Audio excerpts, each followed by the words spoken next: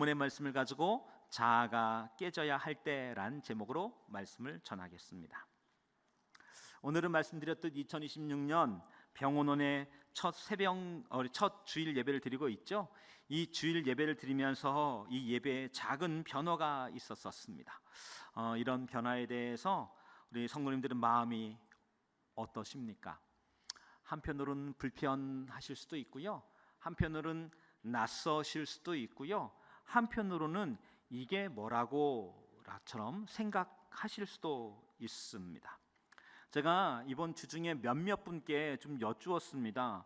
아니, 우리 교회는 교동문을 언제부터 하셨나요? 라고 여쭈었더니 그 시작을 아시는 분이 없습니다. 앞에 계셨던 우리 조근식 은퇴 목사님 시절에도 내내 교동문은 있었습니다. 뿐이겠습니까? 백화기 목사님 때에도 이 교동문은 교회 예배 순서로 있었던 것이지요. 어쩌면 그 이전일 수도 있는 것입니다. 그러니 저희 교회의 이 교동문이라고 하는 이 순서는 그 기원과 의미를 따져 묻기 이전에 우리 교회의 가장 예배 순서의 중요한 부분, 의미 있는 부분으로 때로는 있었던 것 같습니다. 때로는 저희 교회 전통 안에서 교동문이라고 하는 건 너무나 오래된 예배 때 반드시 당연히 있었던 순서이기 때문에 이제까지 그 누구도 아무도 교동문에 대해서 우리 묻는 이가 없었던 것도 사실인 것 같습니다. 그런데 오늘 저희가 그 순서가 사라졌습니다. 성경을 교동문 또 글을 읽는 대신에 지난 한 주에 나의 삶 직면하면서 나의 삶 가운데 혹시 말씀 예배를 듣기에 앞서 나의 심령에 죄된 것이 있지는 않나, 부끄러움이 있지는 않나, 참회할 것이 있지는 않나, 돌아보며 회개할 것이 있지는 않나 라고 하는 기도를 하는 시간을 가졌지요. 어떤 분들은 뭔가 빠진 것 같다, 그리고 뭔가 허전하다라는 마음, 뭔가 어색하다라는 마음을 가질 수 있습니다. 오늘 설교의 시작은 그 어색함과 불편함입니다. 여러분, 오늘 저희들은 그동안에 우리 교회에 너무나 오랫동안 함께 해왔던 순서, 그 순서를 안녕하는 시간을 가졌던 것이지요. 그러면 이와 같은 이 예배 순서, 우리에게 너무나 익숙했던 예배 순서는 어쩌면 편안함을 제공해주는 전통일 수도 있습니다. 하지만 예배의 순서, 그 순서의 의미, 예배의 순서, 그 순서의 가치, 그리고 예배 속에서 더 깊은 예배자로의 참여라고 하는 고민, 생각들을 우리는 새롭게 마주하게 된 것이지요. 그런 면에 이와 같은 생각들을 우리가 그간에 많이 하지 않았다면 어쩌면 예배의 순서 그리고 이와 같은 형식들은 딱딱한 껍질이 될 수 있는 것이지요. 그래서 우리는 그 딱딱한 껍질에, 두꺼운 껍질에 무언가의 균열을 살짝 낸 것입니다. 오늘 이와 같은 말씀을 드리면서 오늘 세 가지의 포인트로 말씀을 전하려고 합니다. 첫 번째는 변화가 요구되고 있다는 건 잘하고 있다는 뜻이다라는 점입니다. 얼마 전에 저희 집에 물건을 정리하다가 오래된 종이 박스 하나가 이렇게 나왔습니다. 그 박스를 여는 순간 저와 아내는 진짜 감탄했습니다. 어머나, 아니 이게 있었어 라는 마음이었죠.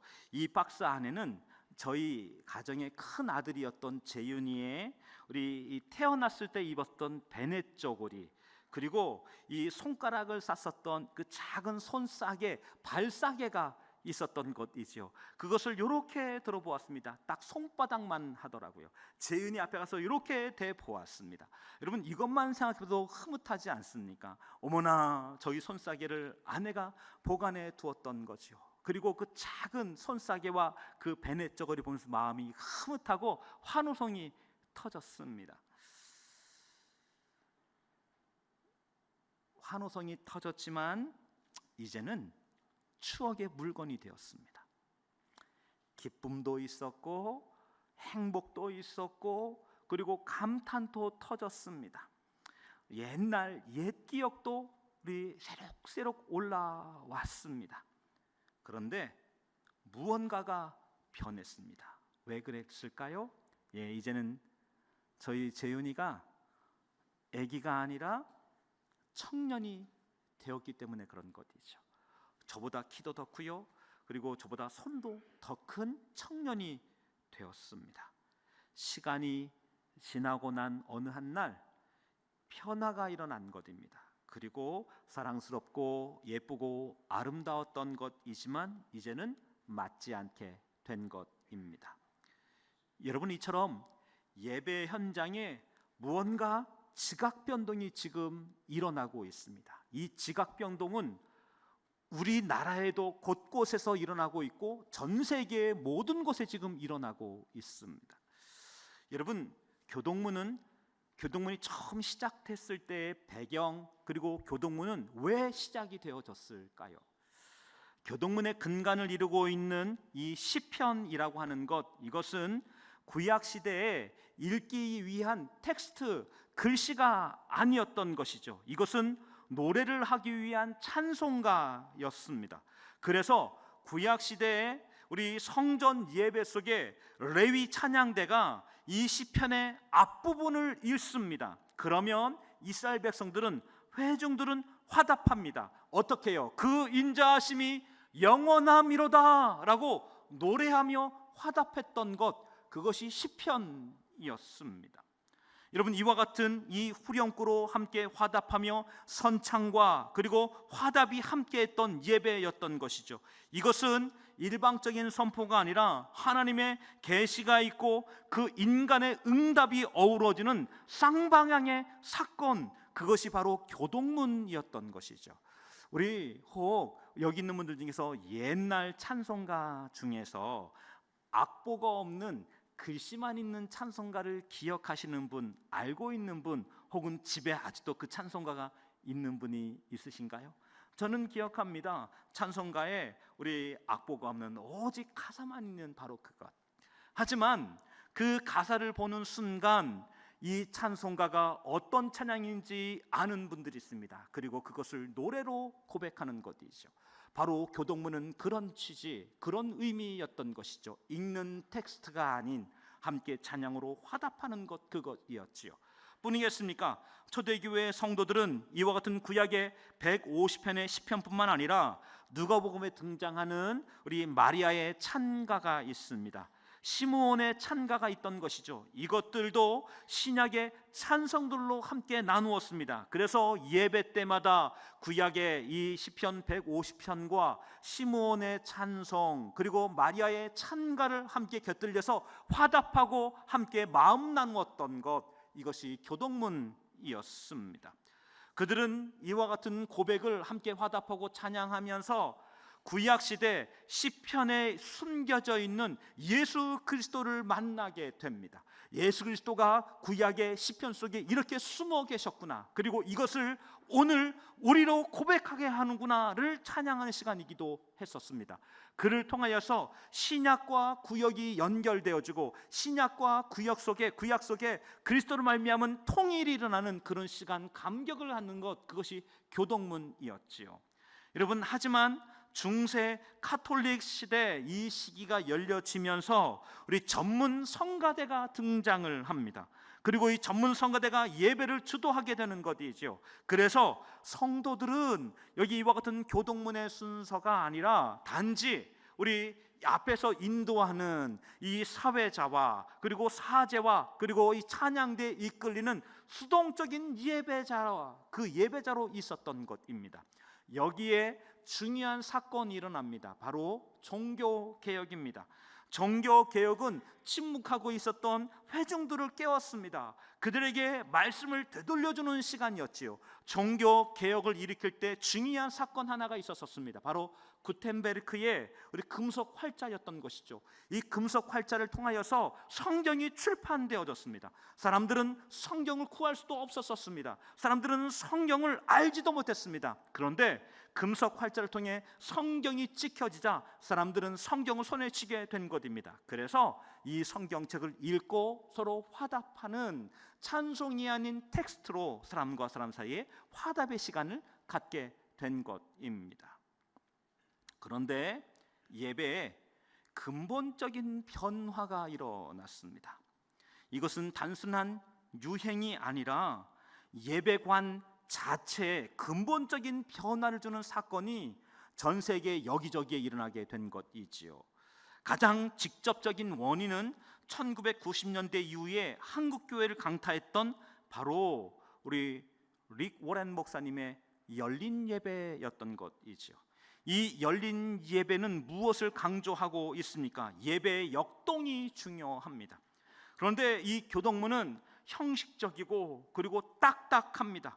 이와 같은 이 딱딱한 순서가 예배 순서에 있게 되어지자 예배에 흐르고 있는 역동성, 예배에 흐르고 있는 놀라운 감탄과 은혜가 이 교동문 시간에 얼어붙기 시작한 것이죠. 그래서 이 교동문이라고 하는 건 현대교회에서 이제는 우리 빼놓는, 이제는 이 교동문을 내려놓는 시대, 이 시대를 우리는 맞이하게 된 것입니다.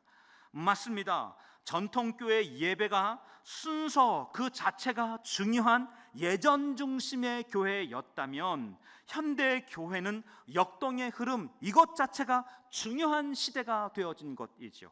그래서 젊은이들의 교회를 가보면 예배 시간 내내 일어서 있기도 합니다. 1시간 동안 서서 찬양하고 서서 말씀을 듣습니다. 예배 시간에 무빙이 있는 것이죠. 말씀을 들을 때 뛰기도 합니다. 그리고 말씀 듣는 중에 무릎을 꿇기도 하는 일들이 일어나는 것이지요. 다양한 역동이 일어나는 것입니다. 이와 같은 이때 이 많은 성도들이 이 시대 속에서 더 적극적인 예배자가 되어지기를 원하는 것이지요. 멀리서 바라보는 예배자, 아니면 단순히 순수의 목소리를 보태는 예배자가 아니라 내가 예배의 깊은 곳에 들어가서 하나님과 만나는 은혜의 시간들을 더욱더 갖기를 원하는 것입니다. 그리고 그 순서가 오늘 우리의 예배 속에서 바로 참회와 회복의 기도입니다. 지난 한 주를 살아왔습니다. 삶 가운데 우리는 나 자신을 돌아보셨나요? 우리는 말씀의 거울 앞에 나를 비춰보셨나요? 예배, 이 거룩한 예배, 은혜의 예배 앞에 우리가 먼저 해야 될 가장 중요한 것, 그것은 무엇입니까? 네, 회개의 시간이지요. 하나님, 저의 언어 속에, 누군가의 만남들 속에서 혹은 사건들 속에서 저는 어떤 사람이었습니까? 제가 내뱉은 말들 가운데 교만함과 교활함이 있진 않았었습니까? 제가 내뱉은 말들 가운데 비방과 악함이 있지는 않았습니까? 사랑 없음, 무관심, 무정함이 있지는 않았습니까? 말씀을 잊어버림, 말씀에게 등을 돌림, 말씀을 우리 함부로 대함, 말씀에 대한 불순종이 저에게 있지는 않았습니까? 그와 같은 그 시간들을 이 시간 함께 나누는 것입니다. 하나님, 주 앞에 은혜를 구합니다. 주님, 은혜를 구합니다라고 기도하는 것입니다. 여러분, 십자가의 보혈은 누구에게 필요합니까? 네, 죄인에게 십자가의 보혈이 필요한 것입니다. 여러분과 저희가 알아야 될 중요한 것 한 가지가 있습니다. 우리 은혜는 성도들에게 위로, 평안이 아닙니다. 은혜는 오늘 예수님이 저에게 필요함이 깨달아지는 것입니다. 예수님은 언제 필요합니까? 내가 상한 사람이라는 것을 알게 될 때, 내가 깨트려진 심령이라는 것을 알게 될 때, 내가 죄인이라는 사실을 알게 될 때 십자가의 은혜가 필요한 것입니다. 십자가 은혜가 필요합니다. 저는 저의 의로, 저의 결단과 생각으로, 저의 머리와 그리고 뜻들로 저는 인생을 승리할 수 없습니다. 은혜가 필요합니다. 십자가의 보혈이 필요합니다를 구하는 것입니다. 예배의 회복은 어디에서 시작합니까? 네, 바로 그 십자가에 대한 초대입니다. 저는 은혜가 필요합니다. 저는 십자가가 필요합니다. 그런데 이와 같은 저희들을 판단하지 아니하고 있는 모습 그대로를 받아주시는 분이 계십니다.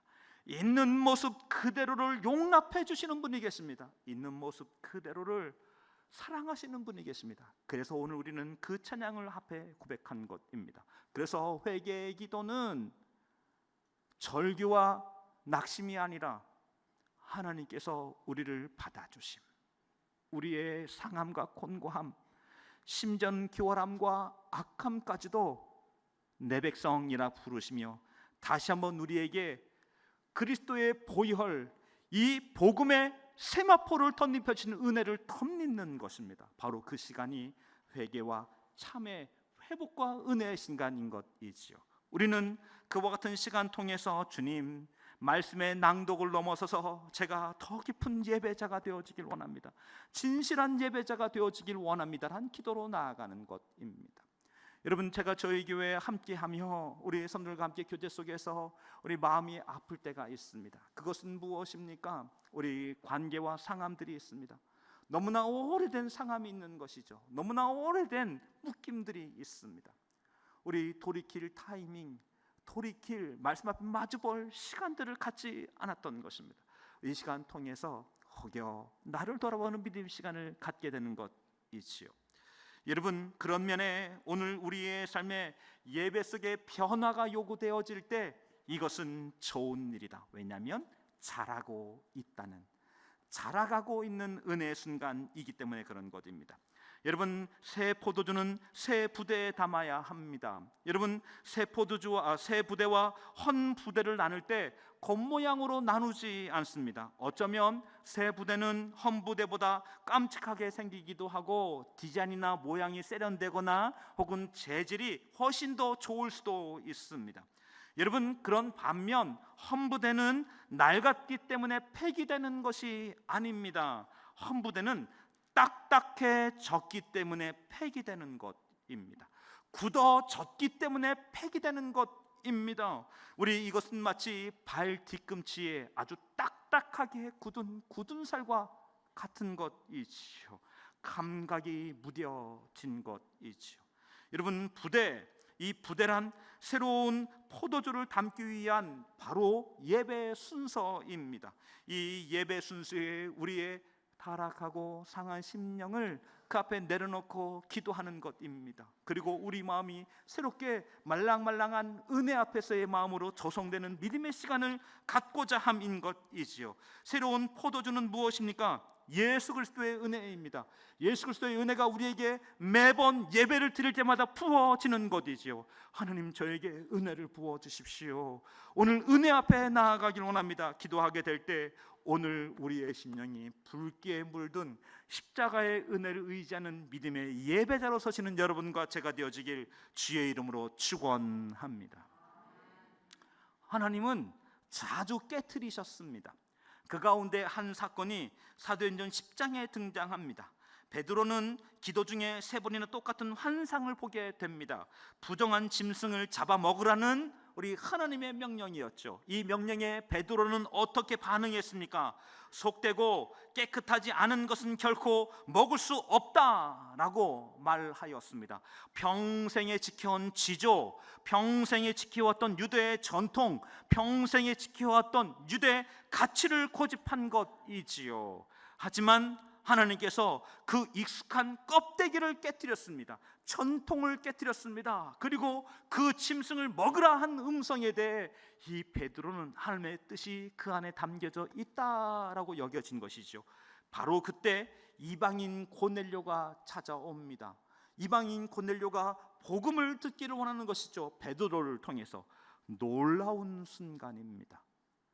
베드로가 그 고기를 먹으라 라고 하는 음성, 그 음성에는 거절했지만 이방인이 찾아왔을 때 그 초청에 응했기 때문에 이방인을 향한 복음의 문이 열려진 것이지요.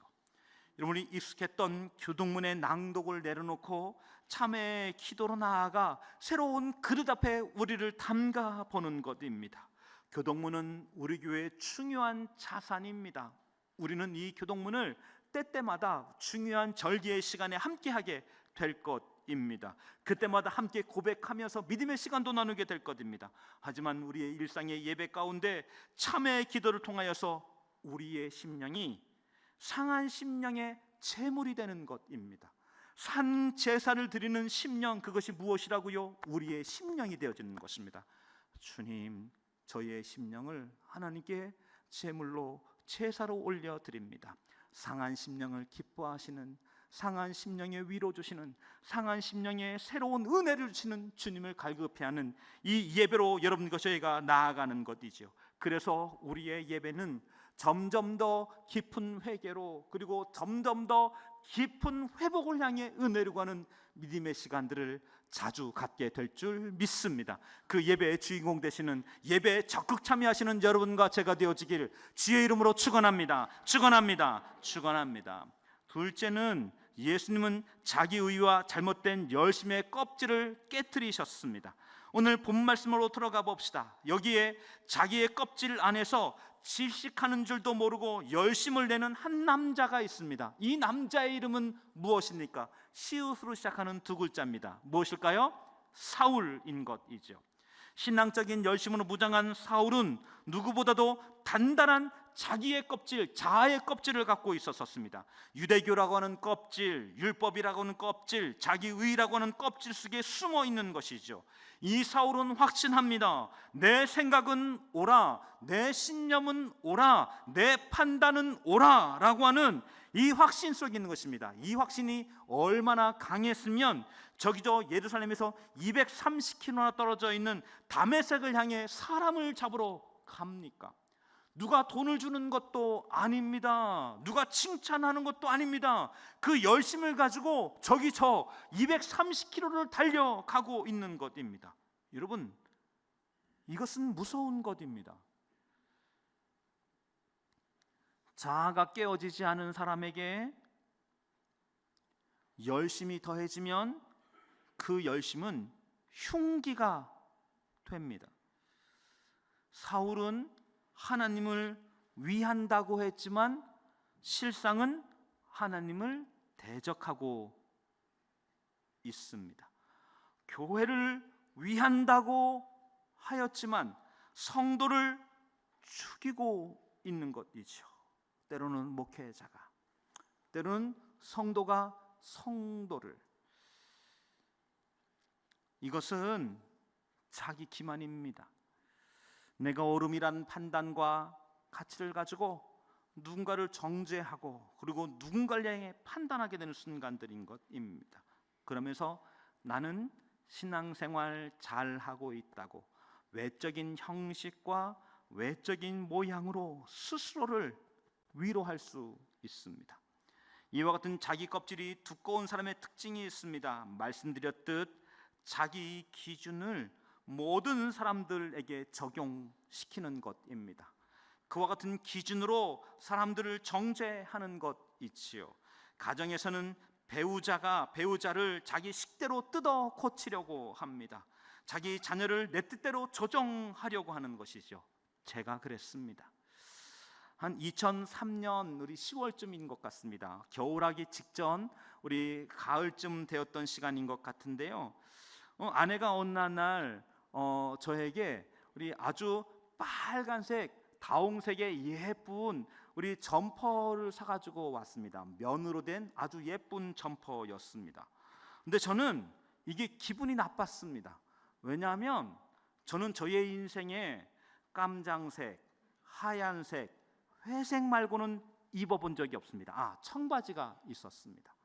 그 외엔 입어본 적이 없습니다. 저에게 빨간색을 사갖고 온 겁니다.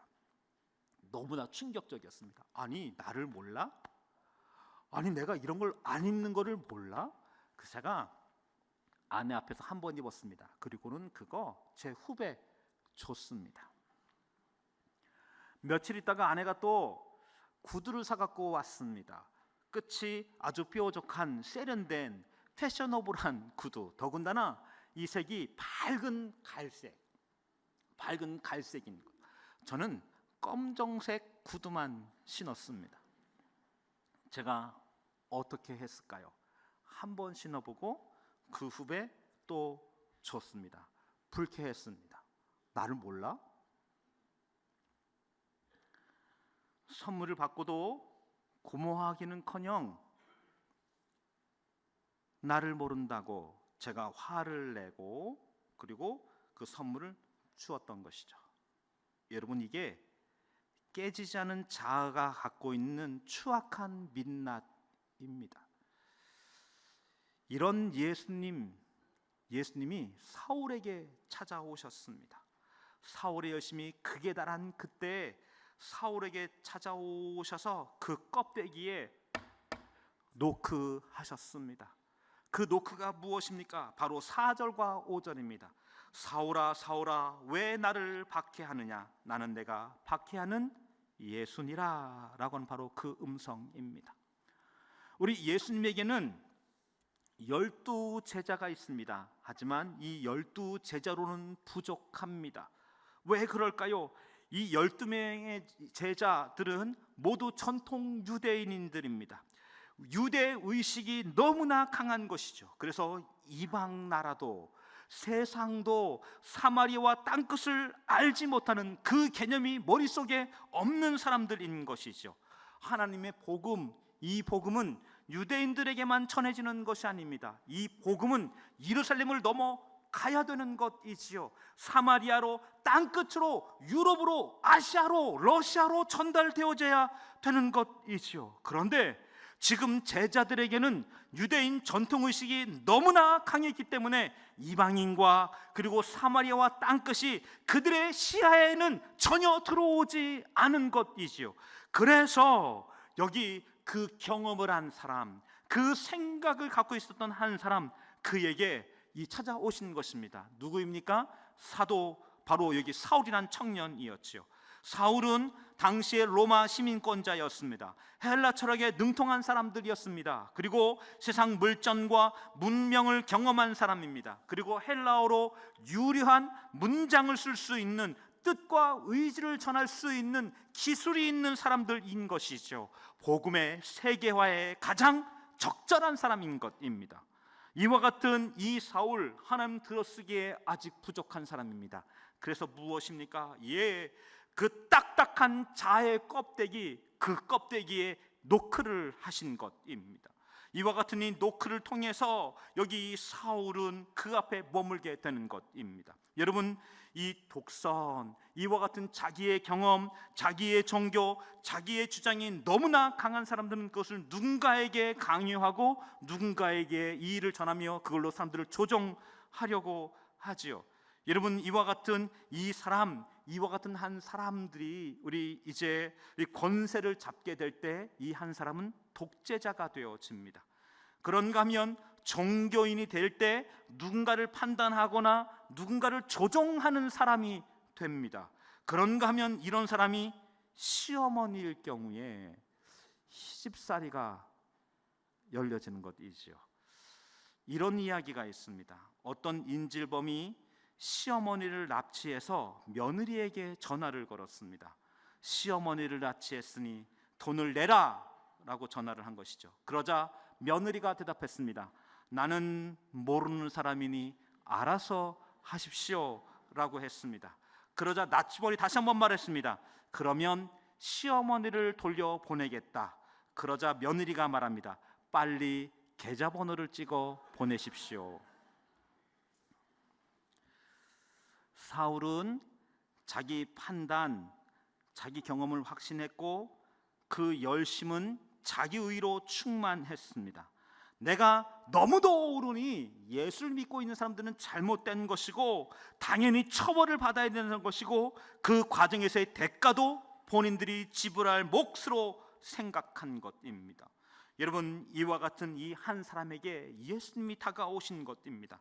사울아 사울아 내가 어찌하여 나를 박해하냐. 이것은 단순한 부르심이 아닙니다. 여러분, 줄탁동시라고 하는 고사성어를 아시지요?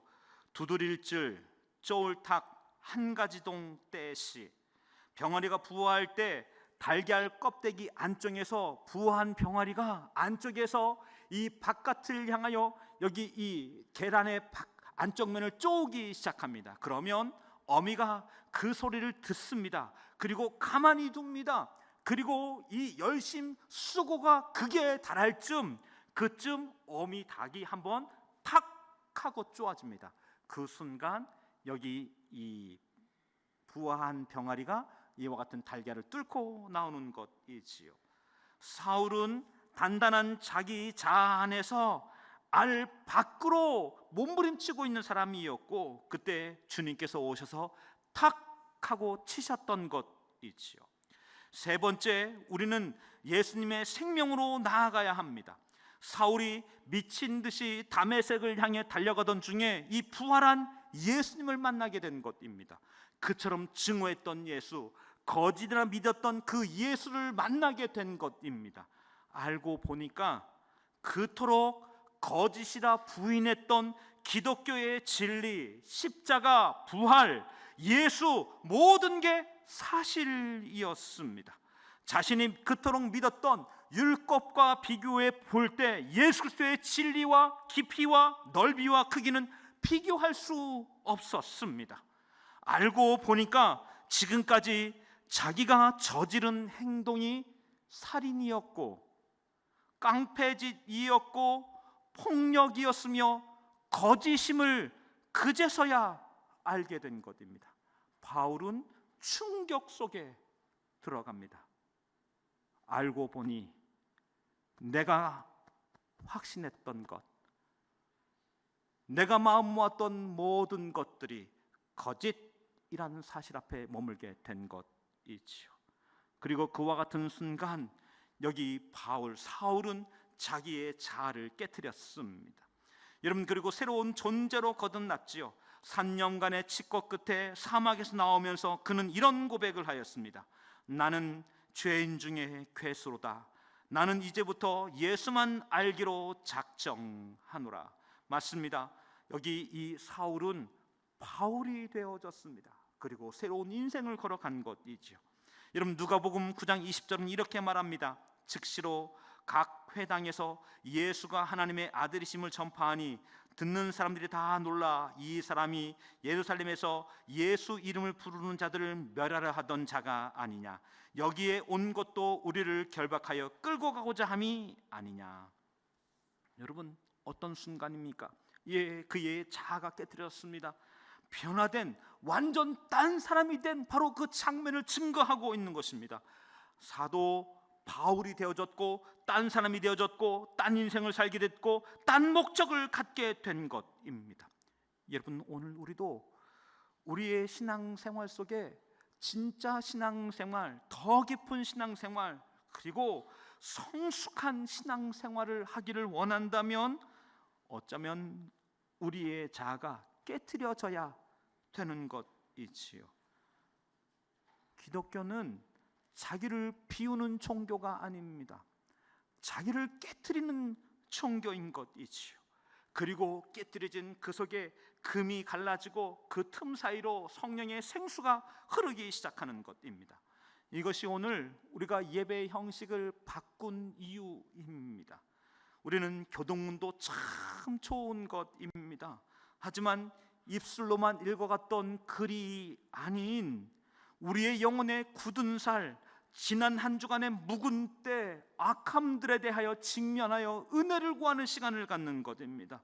우리 누군가가 써준 글, 그리고 전달된 글이 아니라 나의 죄에 직면하여서 나의 입술로, 다른 사람의 입술이 아닌 나의 입술로 나의 죄를 토설하고 은혜를 구하는, 십자가가 필요하다고 구하는 바로 이 기도를 우리가 하는 것입니다. 이 시간들은 불편합니다. 하지만 오늘 우리가 예배자로 은혜를 구하는 믿음의 과정에서 꼭 필요한 순서, 참된 예배자로 꼭 있어야 될 중요한 시간들 아닌가요? 여러분, 그러면에 이와 같은 이 자아의 껍데기, 이 껍데기를 깨트리기를 결단하시는 여러분과 제가 되어지길 주의 이름으로 축원합니다. 여러분, 말씀드렸던 줄탁동시는 구경꾼에게는 일어나지 않습니다. 방관자에겐 일어나지 않습니다. 거부하는 사람에겐 일어나지 않습니다. 안에서 병아리가 목숨을 걸고 안에서 그 연약한 부리로 여기 이 그 계란의 벽을 깨트리는 것처럼 그와 같은 그 순간 밖에 있던 그 어미가 그것을 두고 깨트리는 것처럼 바로 그 순간이 필요한 것입니다. 여러분, 그런 면에 오늘 저는 여러분들에게 두 가지의 적용점을 말씀드리고 싶습니다. 첫 번째는 말씀드렸던 예배 구경꾼의 껍질이 깨트려지기를 원합니다. 예배에 참석하는 성도가 아니라 예배 나의 심령이 제물로 드려진 여러분과 제가 되어지길 주의 이름으로 축원합니다. 두 번째로는 관계 속의 판단의 껍질을 깨트리는 여러분과 제가 되어지길 원합니다. 저 사람은 이래서는 안 돼, 이건 틀렸어 라고 하는 이 많은 판단을 우리 배우자에게, 자녀에게, 혹은 이웃들에게, 친구에게, 혹은 성도 사이에 하고 있다면 이것이 멈춰져야 되는 것이지요. 거기에 어떤 상황이 있는지, 거기에 어떤 일들이 있는지, 그리고 나의 언어와 태도는 사랑의 하나님 앞에서 어떠한 모습인지를 돌아보는 여러분과 제가 되어지기를 원합니다. 여러분, 마지막 한 말씀 드리겠습니다. 달걀은 밖에서 누군가에 의하여서 혹은 고난 속에 깨트려지게 될 때 이것은 프라이가 되어지거나 삶은 달걀로 먹혀지는 것입니다. 하지만 안에서 스스로 깨트리고 나오려 몸부림치며 안에서 이 깨트리는 시간을 갖게 될 때 이것은 새끼 병아리가 되어지고 생명이 되어지는 것이지요. 저와 여러분이 오늘 우리의 예배가 그저 잠시의 위로, 잠시의 평안이 아닌 영원히 살아나는 은혜의 시간, 영혼이 깨트려지고 그 사이로 성령의 생수가 흘러오며 말씀이 흘러오는 여러분과 제가 되어지길 주의 이름으로 축원합니다.